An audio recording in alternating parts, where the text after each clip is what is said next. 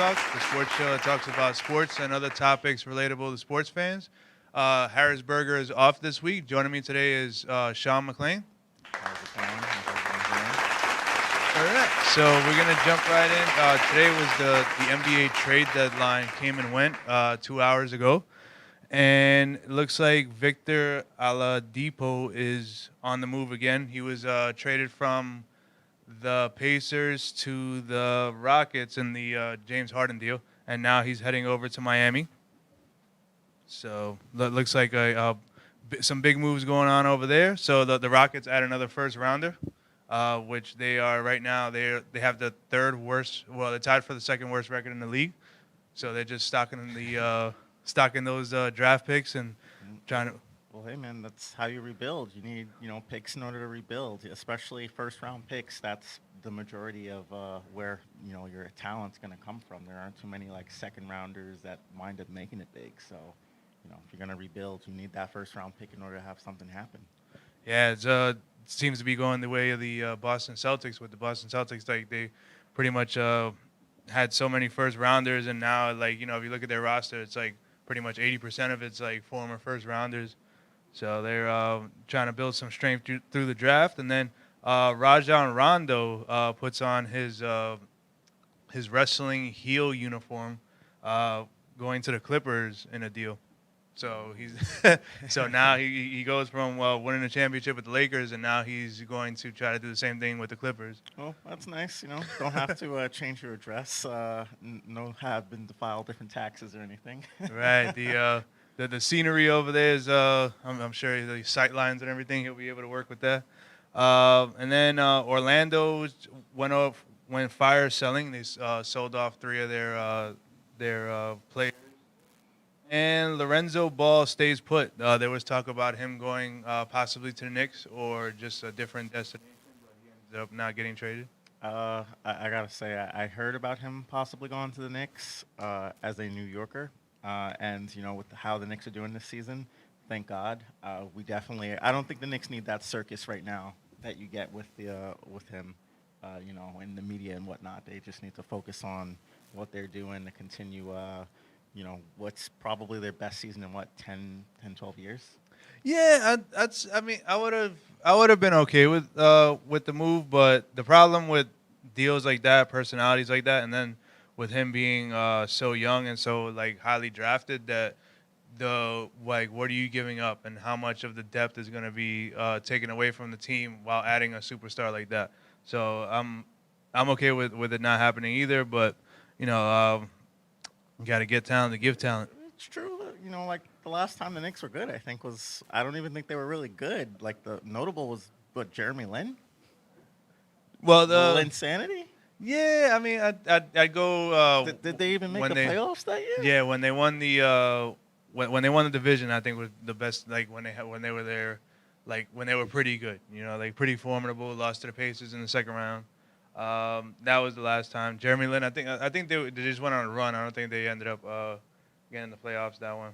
Oh no, they did, because he ended up being injured, and he did not participate. Yeah, it was like I think he was like 70% or something like that, but he didn't go, which was like he was highly criticized for that. And you know what? Before that, just again, my opinion, let's not have the circus. You're playing good. Let's stay kind of like not so much in the forefront of the media. Play your game, and good things will happen. So I'm gonna say there's not too much. I don't think there was any real blockbuster. Too many blockbuster moves left, other than the Knicks. Locally, they got Terrence Ferguson in a 3-team deal where George Hill went to the 76ers, and the Thunder got Austin Rivers, which sucks that we don't have any part of the Rivers family anymore. Aldridge is going to get bought out from the Spurs, and looks like he's going to go to the Heat. So the Heat are retooling.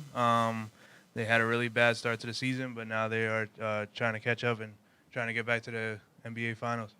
Yeah, we'll see what happens. Do you know how far out of playoff spot they are currently? They are in the playoff. They're in the mix of the. There's 5 teams right now that are like 2 games apart. So they're in that battle in the Eastern Conference. Before we get to that, though, LeBron James is out 6 weeks. Ooh, tough break for the Lakers, man. How rough is that? But listen, you sell your soul for a championship. These are the things that usually teams deal with the season after. Not every team's going to be like the Golden State Warriors or the Chicago Bulls, and basically win the next three championships in a row. Granted, when LeBron is on your team, for the most part, from what we've seen, you got a pretty good chance of making it to the finals as long as he stays healthy. How many finals appearances has he had in the last handful of years? I think he's I been in at least the last four NBA want to say finals. 9. I want to say 9. Yeah, that definitely lasts 4. I want to say 9 in total. That he's had. I think he's 3-6. I think that's the going thing. Yeah, he recently though, like it's almost like you got him on your team and you're guaranteed a spot in the finals. You know. Yeah, we've spoken in the show before about how different basketball is to every other sport as far as there's like one player really makes a difference. Um, so not having LeBron is definitely going to hinder LA, who right now is in fourth in the Western Conference, and the Western Conference is strong. So it's not like the Eastern Conference where they'd be able to just swim around 500 and they'd be okay. Like Yeah. they are uh, seemingly very much in trouble here. So as far as like the rest of the season, how it ends up going is going to be interesting. The Lakers were not able to make a move at this point, and it's going to be it's really it's a tough blow.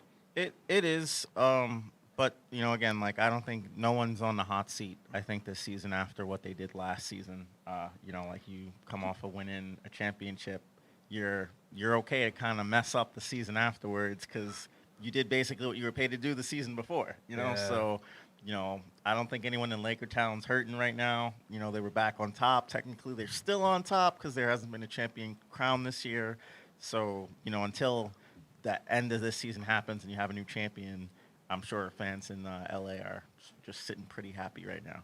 Yeah, just the one thing about LeBron James, love him or hate him, he's always been very durable, and this is going to be his longest in season injury, and it's kind of sad to see it happen, just because he just seems like so much of a indestructible athlete, and he ends up having this injury. It's again, like you were talking about love him or hate him. Like LeBron has definitely played both sides of the field as far as being the protagonist and the antagonist. Yeah. All those years in Cleveland being the protagonist, and then he becomes the dark side going to Miami, and then he goes back home, and he's loved again, and then this whole thing with him going to LA recently has kind of got people feeling 50-50 about, whether dark side or light side thing. So, it's funny with him. All right. So right now, so the NBA is shaping up. We'll stick with the Eastern Conference for right now. So the 76ers, the Milwaukee Bucks, and the Brooklyn Nets are all in a three-team race at the top. This is a very top-heavy conference. It's those three teams and then everybody else. um, right now, it seems Milwaukee's getting hotter, and the New Jersey Nets, led by James Harden. James Harden, that's another example of one player going to a team and then just making them remarkably better. The Nets gave up so much in that deal to acquire James Harden. He's been the most reliable of the three. He's the most durable. Like uh, Well, Kevin listen, Durant. when James Harden left originally, what was OKC, right? Before he went to Houston, Yeah. it wasn't OKC. Yeah. He wanted to be the go-to guy, and that was part of the reason why it was a trade that happened to Houston, not free agency. He wanted to be the man, and in Houston, he showed he could be the man. But the big thing, at least recently with the NBA, with all the teams winning championships, everyone needs their big three.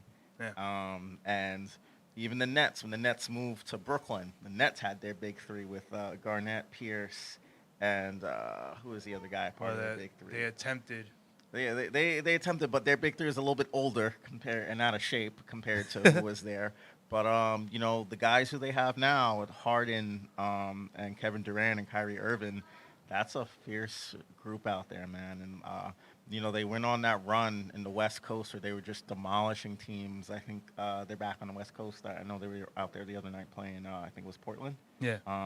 But that original run when they acquired him, like they were just destroying teams. Like I'd be really worried to play the Nets in the first round, at least first 2 rounds, because we know Eastern Conference Finals, you're gonna get the best of the best. But like if you're a team, if you're one of those bottom feeding teams, just trying to squeak into the playoffs and get into the dance and just go as far as you can, it's definitely the Nets is the team that I'm like, gosh, crap, like this is who we got to play within the first like 2 rounds. Like, Well, I'd it's gonna worried. be if they're fully healthy, then they probably make it to the NBA Finals, no question about it. But that's the issue because is Kyrie Irving gonna be available throughout the 2 or 2.5 months of playoffs? Is Kevin Durant gonna be available consistently? It's just it's really it's odd to just see them, kind of just in and out and playing a couple games and then they're out, and then a couple games and then they're out, and then you got James Harden here who's just like putting in all the work, and he's just like, all right, well, I guess I'm just happy to be here, and just doing seemingly everything Yeah. for the Nets and holding them together and This putting them into the top spot. this Steve Nash first year as an NBA head coach. Yes. How do you feel he's doing? Behind the helm. Canada's great coaching one of the NBA's best right now. It's almost hard. It's hard to think like with that kind of roster if he's really like would be super detrimental or really help out. In those situations, you kind of just have to like guide the ship. You don't really have to control, worry about the weather and kind of things like that. It's true. True. It seems to be doing all right, but at the it's kind of hard to gauge. Like if he was, on like New Orleans Pelicans or something like that. If that's what you really see. Like if if he'd be able to be a great coach down It's the nice road. that you brought that up. I feel like it's a big debate of discussion. A lot of the really good teams out there. You look at from years past, like Steve Kerr with the Warriors. He was handed, a great roster. It seems Yeah. like even was it Tyronn Lue when he took over the Cavs with LeBron, right? That was Tyronn Lue. Yeah. Yep. Again, handed LeBron James and a couple of guys that just did what they needed to do to win championships. So there's debate. Great coach. Does the coach make the team, or does Yeah. the roster make the team? Yeah, I think it at some point you just it's kind of early to tell anyway, but it's very hard to distinguish if he's actually like just coaching them into the greatness or is it just like the actual players themselves. Now, you talk about somebody managing stars. The was it Eric Spoelstra from Yes. the He dealt from with the Miami personalities Heat. down in Miami. Yeah. So he went through the whole big three came and went, and he's still there. And then they ended up making it to the finals again Say, with the Jimmy Butler. Yeah, my so, man dealt with a LeBron James 68-minute special on where it was gonna go. Yeah, That's personality right there. I'd have to say that that he's somebody who you look at like he's definitely a lot better than just a coach just got just a placeholder. But it was talk that everybody likes Steve Nash. So that's kind of like the way it's all worked out. So then we have the New York Knicks, who are in the 5-team pool of teams now. There's 2 games separating the 4th seed to the 9th seed in the Eastern Conference, and the Knicks and the Miami Heat are in this pool of teams that pretty much like every night you go from 6th to 5th to 7th to 9th to out of the playoffs. So there's a lot to be determined in the NBA East, but what it looks like is that the competition is getting better. Like they're all like swimming around 500. So that's a good sign because in the beginning of the season it was the 5th seed and down ended up having like a under 500 record.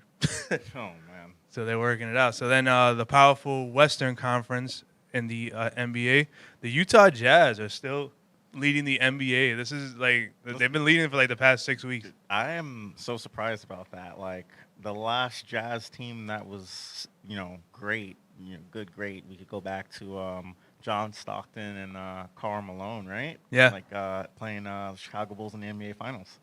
Yeah. Like Utah hasn't really been relevant since then. It's listen, it's always nice when teams that aren't good for a long period of time wind up out of nowhere becoming good again. I will say, not to change up sports a little bit, but like making the NBA comparable to hockey, I really like how in hockey with the salary cap, every team is relevant every year because of the way the roster has to be constructed. In the NBA, with one player making such a huge impact, it's really hard to get teams that have been bad for a long time, unless they win the draft, of course, and get that number one pick of generational talent. It's really hard for those teams to come out of those funks. Yeah. Like one of the big things is really like where your team is located, maybe like to attract free agents. If you look at like LeBron and Miami, or you look at like the Lakers and the history that comes behind like being a Laker, even when the Lakers are bad, the Lakers are always in the running to get a top free agent. Or even, the Knicks. The Knicks have been bad for a long time, but like guys still, whether they're, washed out or not, guys still do want to come here and play because it's New York. But, like it's just, yeah. I think it's a good point that having teams come from like mediocrity for so long and being relevant again, it is really great. I think a lot of the teams just they have to build on the draft and they have to hit homers. Like basically what the Golden State Warriors were able to do is the ideal scenario where you can get like four superstars in your draft Gotta have your and 5-year plan, ladies and yeah, gentlemen. it's just it's tough because like you're down for so long and then you're drafting all these players and then all of a sudden like they just grow and bloom. What we're seeing with the Utah Jazz and the Phoenix Suns, who are actually in second place in the Western Conference, their younger players have developed and they haven't hit the homers with the free agencies. They haven't gone out and got bought three superstars or traded for three superstars. Like they've just basically drafted in house and they've made a bunch of great picks. So Man, those are markets that really need to work to attract superstars to yeah, come to them. Like in Phoenix, what is there outside of playing basketball, man? The weather is 120 degrees. Like you go out, you do stuff. It's hot. You got to do everything indoors. yeah, Utah. What I know about Utah, it's a big Mormon land over there. yeah. Like they're very religious and whatnot. Lots of things are closed on Sunday and whatnot. I don't think an NBA player is, living the superstar life, in Utah like it could be, even in Chicago or like Portland or somewhere like that. You know what I mean? Absolutely. So we're gonna switch gears over to the NHL. So this past week, actually a couple of days ago, the NHL referee Tim Peel was fired for having a hot mic, basically calling a penalty, kind of creating a penalty that otherwise shouldn't have been called. So what's your thoughts on that? Hockey is a sport for all those who watch, all those who play. A lot of the times, a referee will make a penalty to set the tone for the game. The penalty may not necessarily have been warranted. The penalty may have been in your face, but it controls the flow of the game, saying like, "Hey, this is going to be called," and then it controls how the players play the game. Um, it's something that's happened for a long time. The NHL, if you watch NHL games, a lot of times too, it's the amount of penalties are even. Each team will get about like maybe 3 or 4 power plays apiece. There isn't usually a game where one team takes a crap ton more penalties than someone else. Um, I believe, and again, my opinion, I believe maybe the way it was worded and what was picked up isn't exactly what he meant, meaning to say, I don't like this team, I'm going to give them a penalty just because I want to. I Yeah. really do believe it was along the lines of, hey, I want to establish, to these guys what it is that we're looking for, throughout the game, and the way I'm going to do it is by like giving them a penalty. And again, I watch hockey. They would have gotten a penalty. Who were they playing? Dallas. Dallas would have gotten a penalty probably like 3 minutes later, just because of the one for one. You get the makeup call in hockey all Yeah. the time. It's oh, he missed one. Oh. there's the makeup call for it and whatnot. So it's a shame. Apparently, he was supposed to retire at the end of the season. So, like, is it really a punishment with the NHL? Like, take what are we at? We're halfway through a shortened season. Is it really a punishment for the NHL to say you're not roughing no more games for the end of the season? Like, if they really wanted to make a statement, I believe they could have made a bigger statement than that because, what people are looking at is more the integrity of the game. So, not only do you let him go, but like I would assume you fine him or something like that. He's gotta get him where it hurts in their pocket. Yeah, I'd say it's a situation, especially in this like cancel culture that we're in right now. Is like nobody wants to hear like the logistics of what happened. Like they just hear the black and white, what was said and what was done, and then it's just like, all right, well, you got to go. So very understandable the way that all went down. Now, Harris and I spoke like 2 weeks ago about like referees in different sports, and we pretty much just skipped over the NHL completely, and now it's just totally brought into light on how it is also like like a bit of a fickle situation, but it's sad when the calls aren't right. Like the calls should just be right. Like everything, like the referees, like nobody pays to see the referees or the officials or the umpires or anything.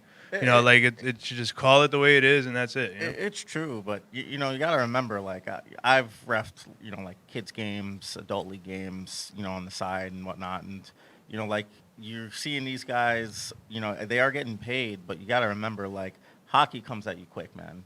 So Yeah. like we see on replays when it's slowed down, super slow mo. Oh, he missed an elbow on the hit, or oh, he missed like the trip or whatever. Listen, like these guys do, these guys are out there. You got to remember, refereeing hockey, that guy is skating the whole period. That guy goes up and down the ice. That guy does not get, a break other than the TV timeouts. Like, yeah, cut the guy a little bit of slack. Imagine like the shape that he's in. He's in like good shape compared to the players and stuff. These guys are also breaking up fights and stuff. So, like yeah, they miss calls and whatnot. They get the majority of them right though. Would we agree on that? Yeah. So, Totally. you know, I just yeah, I mean it brings up a good point, and obviously it's a very tough gig. I mean it's even a tough gig to stay neutral because how many times like in all walks of life do you want to just pick one side or root for one side, but basically what they're asking officials to do is just be like a neutral kind of by the book, fair, down the line kind of thing, which is very hard to do. But at the same time, it's just there's it's you got to be you can't get the big ones wrong. Like unfortunately, that's just the way it goes. And this one was just it was a bad situation at a bad time, and the NHL did exactly what they had to do. Now I've read a lot of social media posts that reflect what you're saying as far as like balancing out the games, and this is something that's been happening for years and things like that. I don't know. In my world, it shouldn't be. It should just be like they should just call it for what it is, and then that's it. Yep. But not everything in this world is black and white, and not even in refereeing. So the NHL draft has they've had some improvements.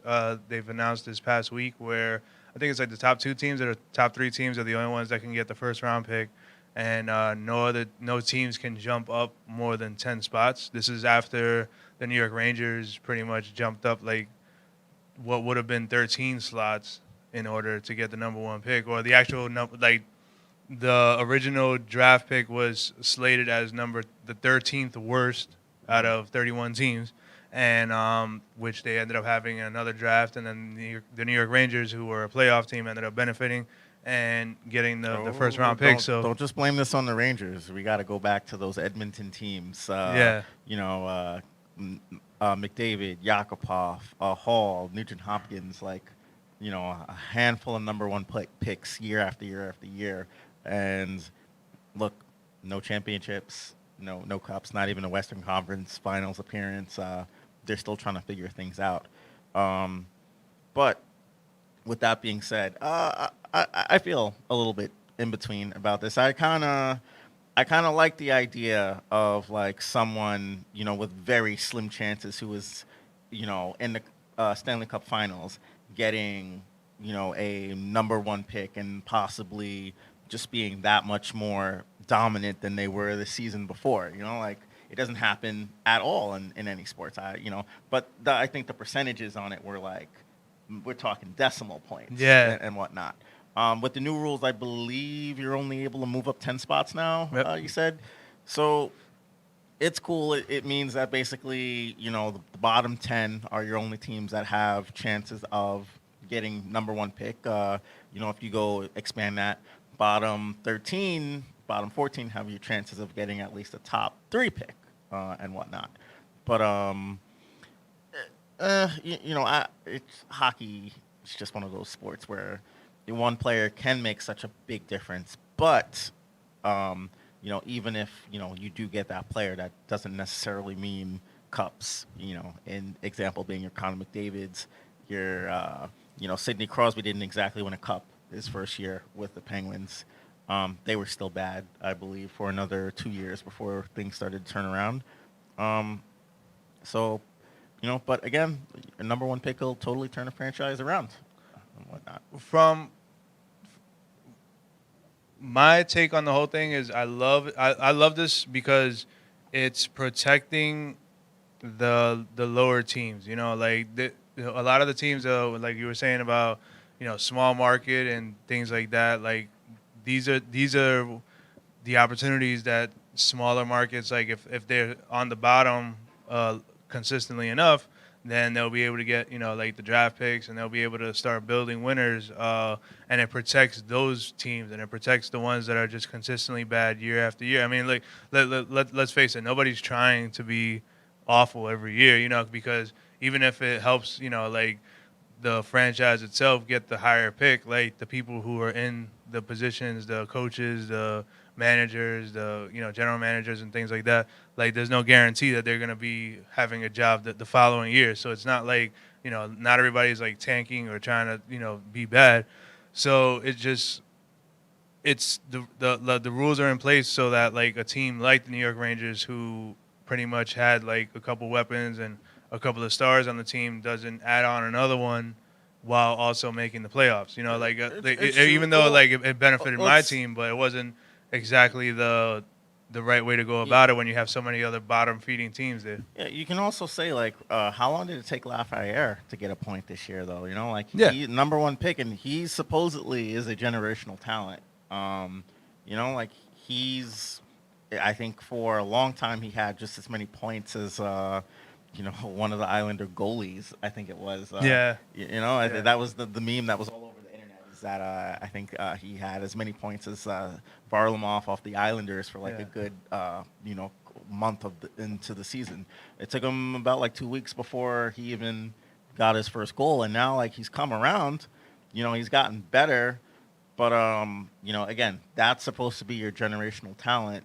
I have no clue, especially with COVID and everything this year with Canadian juniors, CHL, OHL, WHL teams. It's a crapshoot right now as far as who's going to be the number one pick and who you draft. Teams don't even have like scouts in Canada with like COVID rules and everything like that. So, they changed the draft this year, or at least this season coming up, which is when it's going to take effect. But you know, you're going to change it. Is it good? Is it a good idea to change it on a season like now where there's no definitive like number one guy out there that like this is going to be the man?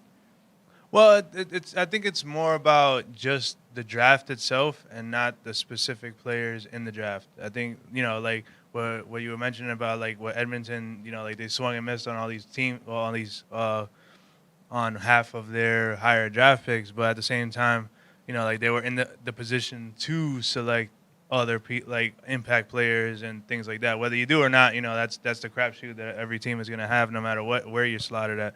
But what it does is it protects the bad teams or the poor performing teams for the future, And and that's the one thing I love about it. And I don't think you know I don't there's because there's also like a corresponding fan base between these teams. So like who wants to root for a team that's going to be bad for the whole decade. Like a laughing stock and things like that. It makes you like not like the sport or stay away from it or stay away from the team or things like that. It's all bad. So it's like everybody being competitive and cycling in and out is what's best for the league. Yeah, I would agree. I would agree. But again, just because you get the number one picks, you still have to develop those picks into great players or good players, even at least. Absolutely, absolutely. Which, you know, otherwise you wind up being. This might be one of the next topics. You might turn into a team like Buffalo, who's had a handful of players, but and good players that just can't seem to make it click. Yeah, that's a rough situation there. So we're gonna dip around the NHL a little bit here. So we'll start off with the New York Islanders because you have a lot of intel on the New York Islanders. Right now they are 2 points ahead of the second place Capitals with 46 points. So what's going on in the Islanders country? The big thing in Islander country right now is what are they going to do to replace the firepower that has been lost with the season-ending ACL injury to Anders Lee? Um, like the big names right now that are being associated with the Islanders are Kyle Palmieri, Taylor Hall. Those are the two big ones. And now I'm starting to hear rumblings of Dustin Brown from the LA Kings starting to be associated with the Islanders because he plays that Lamoriello style of hockey that has been so much associated now with the Islanders' identity and whatnot. So there's Lou being Lou, keeping tightly sealed with who they're leaning towards, or if you're leaning towards anything. Because even though Anders has gone down, they had a little bit of a stumble. They lost. It was two in a row. One to Washington, one to Philly this past week. But was it Philly was like a back. It wasn't back to back, but it was 2 games in a row against them. They got stomped semi in that first one. Wound up going down by 3, scoring 3 goals in the third period, and then Oscar Lindbaum pops one in with 2 minutes left in the game. So a little bit of a letdown there, but hey, they came back, scored 3 straight, which is pretty tough to do in the NHL. And then that following Saturday night, just washed the Flyers 6-1, scored 3 goals in the first period. Josh Bailey getting on the board, making Carter Hart look silly with a giveaway, which he basically pops right back in the net. And like outside of that, you got the rookies, Oliver Wahlstrom stepping in, leading, not leading, but like I think he's second or third in rookie goal scoring in the NHL right now. And Islanders being the Islanders, kind of going about everything hush hush. Like no one's really talking about them. No one's also mentioned Ilya Sorokin. Kind of doing big things. He's kind of on a win streak right now. No one's mentioning that. Rookie goalie from the KHL who's basically won everything there was out there, multiple champions with the big Moscow team over there. And, again, they're pretty solid. Absolutely, yeah. We've talked a little bit here and there about like the goalie tandems because they had it with Lerner and Grice, and then Varlamov and Grice, and now they have Varlamov and Sorokin there. And it's just they always have like that 2 strong tandem, and like this year, it's pretty much now more than ever is when you want like a 2 goalie tandem to get through the short and condensed season. Well, the new NHL, like back in the day, you'd have your starter and your backup. I feel every good team now, it's not a starter and a backup; it's a 1A, 1B situation. Yeah. Where like it'd be back in the day in an 82-game season, your starter's gonna start at least somewhere about like 75. Yeah, I don't know, that's way too much. About like 65, 70 of the 65, 70, games, yeah. and then the backup would get like 10 starts, 12 starts. Whereas now it's really more of a 50-50 split, between starters and backups on the good teams. And especially with the scheduling, we have a lot of back-to-backs and like this condensed scheduling that they got going on in the season. Like you'll play, with there being only divisional play, you'll play the same team in like kind of a series kind of setup. So, rather than give them the same goalie 2 nights in a row, you're giving the teams different looks, different goalies to kind of like mess with their heads. Like, hey, the first game they do pretty well against one guy. You don't want to put that guy back in that necessarily for redemption. You want to make them have a different look at what's going on in net. And it's interesting too because there's not that every sport is the same at all, but there are similarities that intertwine with the sports, and I think that's a situation like what the running backs are what used to be in the NFL. Like the running backs, like you used to have the one guy who made like 30 carries a game, and the other guy got like five maybe, or like just like be like a catching running back or something like that, and then he would truly just be a backup. Like if that guy couldn't carry the ball 30, 35 times, then you end up getting the other guy. But like now, it's like there's shares in the splits of the carries for the NFL running back, and now you see in this day and age the goaltenders have the same kind of like split kind of thing. It's not like a heavy workload on one person. You pretty much you got Vasilevsky and in Tampa Bay, and then you got Hellebuck in for the Jets, and then everybody else. Like there's not too many people there that are having like a projected like 70 start season right now. Yeah.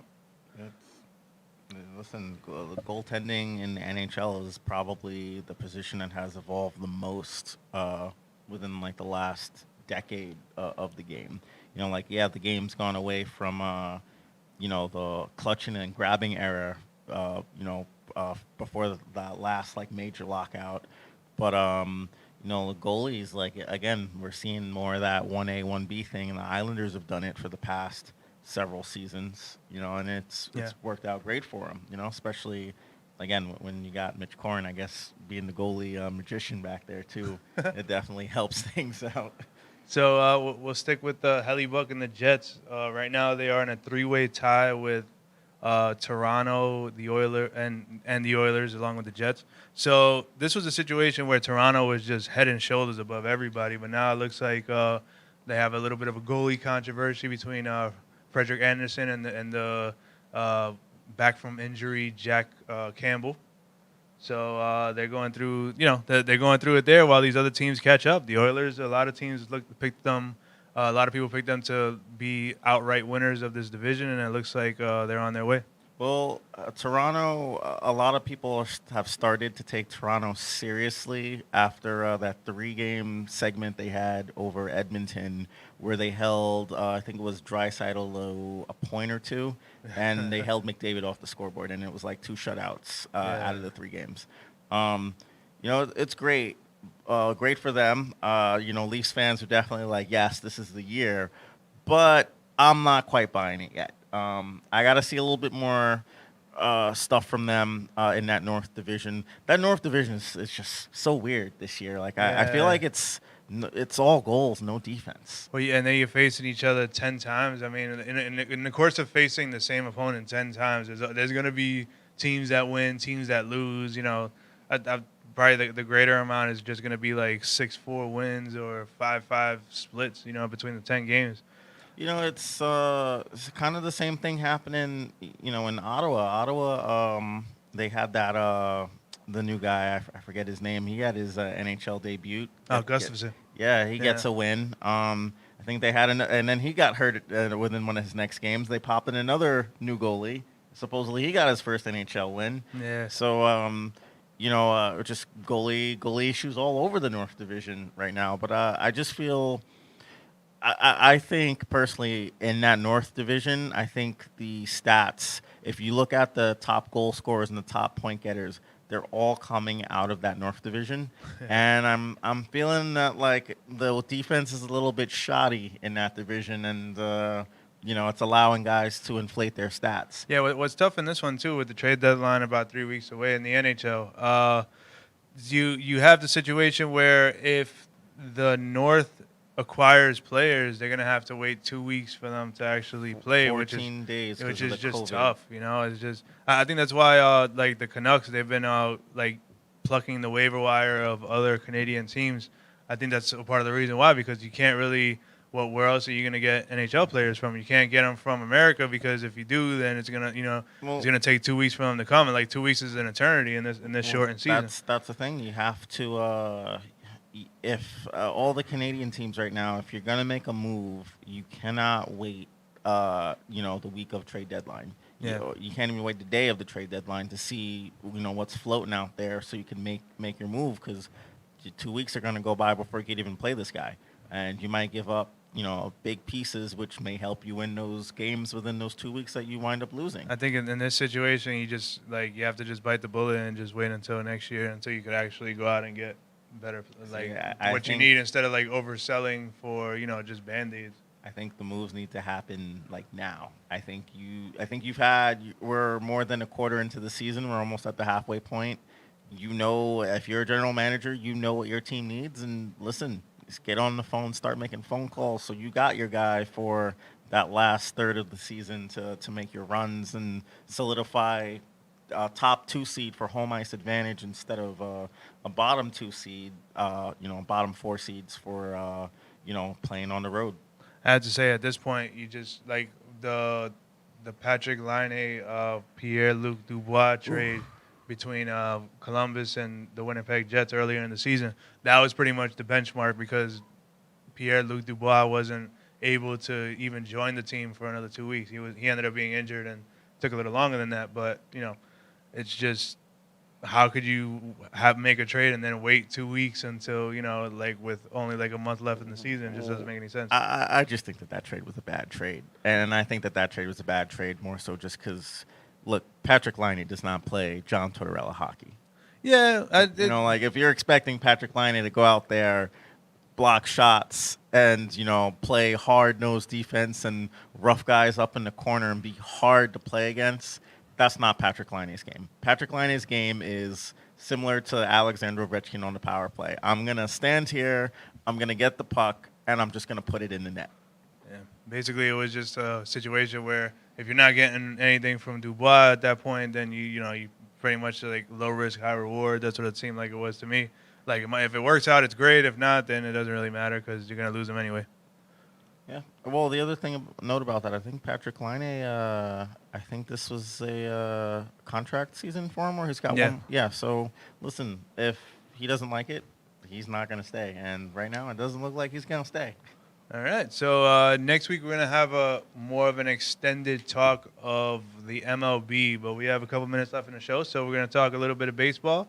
What do you think of the Dodgers and Padres? The huge rivalry and the seemingly the jock measuring contest that's going on with one team signing this person, the other team signing this person, and then big trades. And I mean, it just seems like these are like two all-star teams that are just gonna go at it for the whole season in the West. I'm loving it right now. You see the hat on my head? Yeah. So Dodger fan. I didn't hop on the bandwagon just so people know.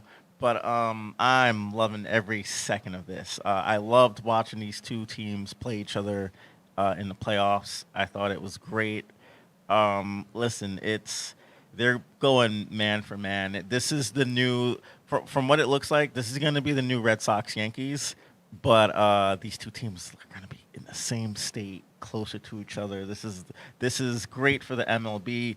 It's great to have the Padres relevant again, after not, being in the basement of the MLB for so long. It's just what we need. Well, all right, so I'm not gonna say I'm like huge on geography, but it's debatable that San Diego and LA are that far apart as much as New York and Boston was. New York and Boston is like 4 hours away. I don't know about San Diego and LA. 90-minute drive. Really? Yes. Oh, okay. I'm not big on California sports, but it seemed like San Diego was up there. Nope. 90-minute drive, my friend. All right. We're talking about like you're in New York. It's the equivalent to driving out to somewhere in Suffolk County from Manhattan. All right, that's fair.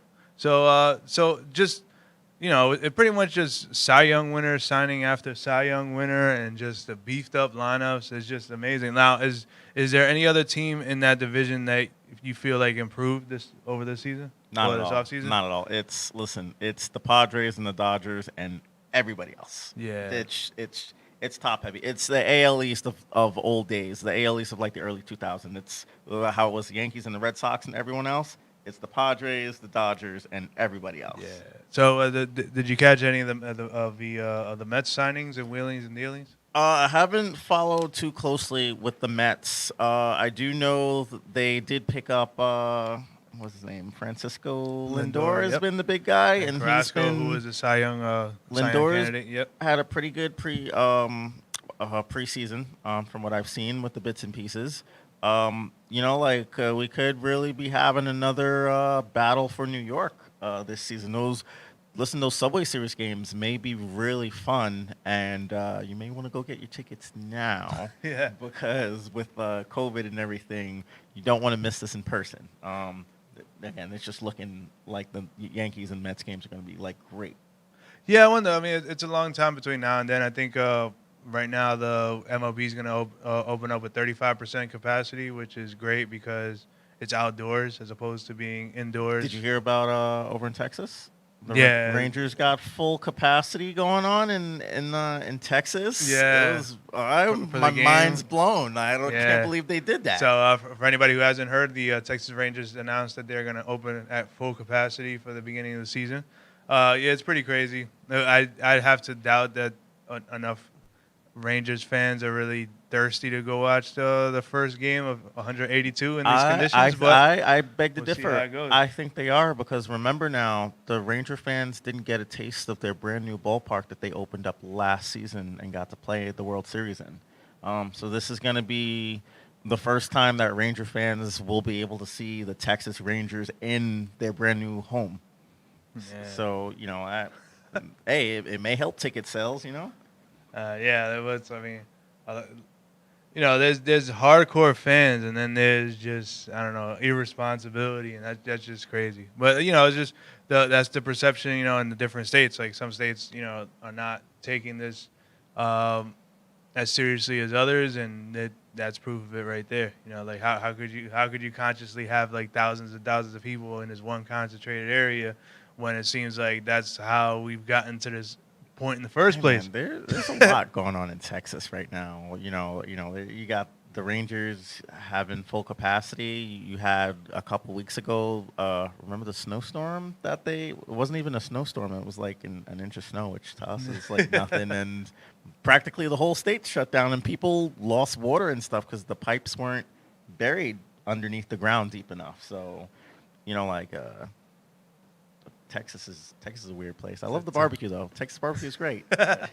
Totally. So that does it for our show for this week. Thank you very much, Sean McClain, for stopping by. Thank you for having me, man. Hopefully I could come back and do this again sometime. Definitely. This is a lot of fun. Definitely welcomed anytime. And we'll be back next week to talk more baseball, LDM Radio Sports Talk. Thank you very much.